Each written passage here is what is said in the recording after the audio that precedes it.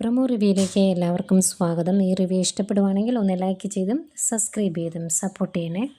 അപ്പം മുത്തശ്ശി അനാമിക പുറത്തു പോകുന്ന സമയത്ത് അനാമികയോട് പറയുവാണ്, നീ ഇവള് പറയുന്ന കേട്ട് നടക്കല്ലേ മോളെ, അത് ശരിയാക്കിയല്ല എന്ന് പറയുവാണ്. ജാനകിയെ ഉദ്ദേശിച്ചായിരിക്കും. അന്നേരം അനാമിക തിരിച്ചു ചോദിക്കുന്നുണ്ട്, പിന്നെ ആര് പറയുന്ന കേട്ടാണ് ഞാൻ നടക്കേണ്ടത്?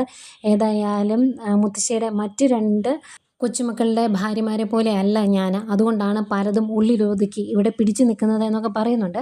പിന്നെ ആദർശിനെയാണ് കാണിക്കുന്നത്. ആദർശം നയനയും കൂടെ കനകയുടെയും ഗോവിന്ദൻ്റെ അടുത്തോട്ട് ചെന്നതാണ്. എന്നിട്ട് ആദർശ് പറയുവാണ്, ഈ ഓണത്തിന് നന്ദുവിൻ്റെ പേരിൽ ഒരു വില്ല മേടിച്ച് കൊടുക്കണമെന്ന് എനിക്കൊരാഗ്രഹമുണ്ട്, ഞാനത് കിരണിനോട് സംസാരിച്ചിട്ടുണ്ട് എന്നൊക്കെ പറയുന്നുണ്ട്. ഇതിനിടയ്ക്ക് നയന നന്ദുവിനോട് സംസാരിക്കുന്നുണ്ട്. ആ കെട്ടിപ്പിടിച്ച സീനുണ്ടല്ലോ, ആ വീഡിയോ പറ്റിയാണ് ചോദിക്കുന്നത്.